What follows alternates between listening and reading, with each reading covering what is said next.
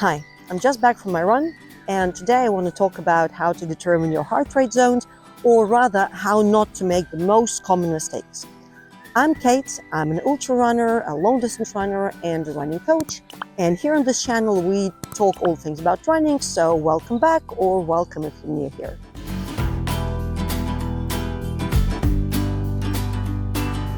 So basically, I was running today and I thought, so many times when new people who want to run with me and who want my coaching, who ask for some advice, they come and say, I'm running with this heart rate because this is my aerobic heart rate.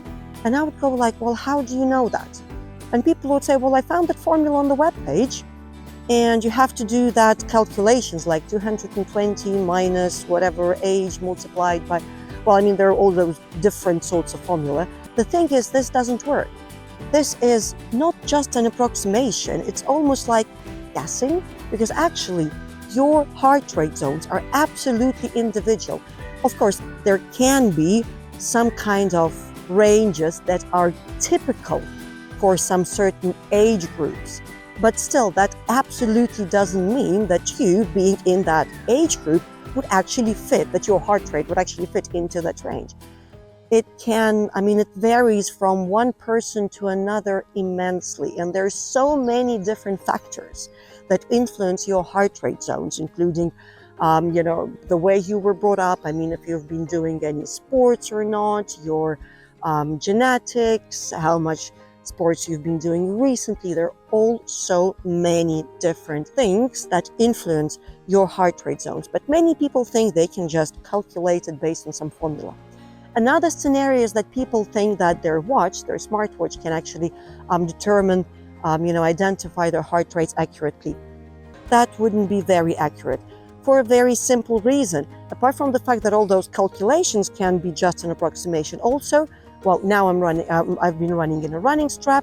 For the rest of the day, I'll be walking around. I'll take it off. I won't be running in the heart rate monitor, in the chest heart rate strap that collects accurate data. But the watch will be basing your heart rate zones and your heart rate calculations on, all the data that it collects. Also, sometimes you would forget to wear your chest strap and data would be different. So basically, there is no way you can accurately understand what your heart rate zones are without doing a treadmill test. So basically, if you do want to know accurate values of your aerobic and anaerobic or lactate threshold, you should go to a laboratory, go on a treadmill. They would put you on a treadmill, they would give you a mask that would be reading all the data about the gases that you exhale. They will be taking blood samples every 2 minutes or so. And you will start running slowly, and then your pace will be increasing every 2 minutes up until the point when you can't run anymore, and you will have to say that that's it, that's the stop. That's supposed to be the moment when you reach your VO2 max. So that's when you can't actually run anymore. You can't increase your running pace anymore. They would collect all the data, analyze it, and they will give you the answer to the question, what's your anaerobic threshold is, what's your aerobic threshold is.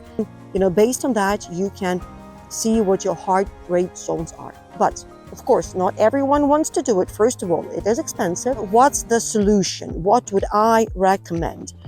Run based on your field. Don't really look at the numbers of your heart rate, but think about how you feel while you're running. And here I would say there are two most important thresholds that you should think about. So the first one would be your aerobic pace. So everything up until your aerobic threshold. It would feel like running and being able to talk. That's a so-called conversational pace. So that's when you can run with your body and talk to them. You can run and maybe sing or recite some poem, or speak aloud if you want to check if you're still in the aerobic zone. And it would feel like easy running. It feels like the pace with which you can run, up to the horizon. You can just run for whatever long you want to. In the zone, your body would be using oxygen to burn fats, and your metabolism, your energy would be coming mostly from fats. You would be burning fats. Another threshold would be your lactate or anaerobic threshold. It's not just the same thing, but these two seem to be really close together usually. So, here I'll just talk about it as the same thing. This is the pace, a so-called, well, it's sort of a uncomfortable pace, which you can sustain for a long while. I mean, generally people feel it as fast, but still comfortable enough to be able to talk in phrases. But I wouldn't call it really comfortable. It's rather uncomfortable pace, but the one that you can sustain for a long time. So that would be your anaerobic threshold. And this would be the pace in which you would be doing your most of the longer intervals, most of the tempo runs and things like that. And I would suggest that you don't really go outside of that zone.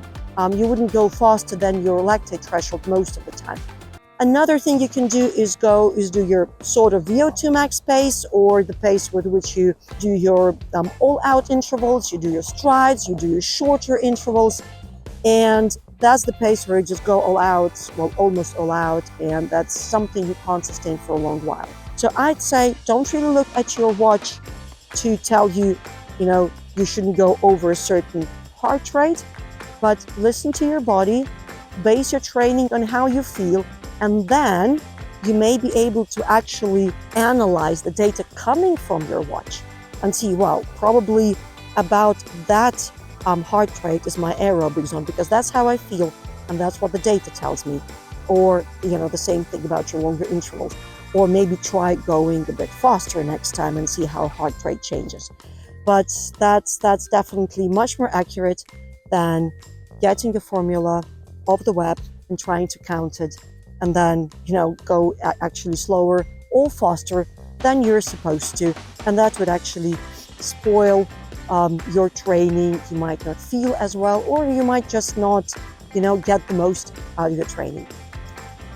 Please subscribe to my channel, like this video, and new videos, on training, on running, videos with workouts you can do are coming up. See you later. Bye-bye.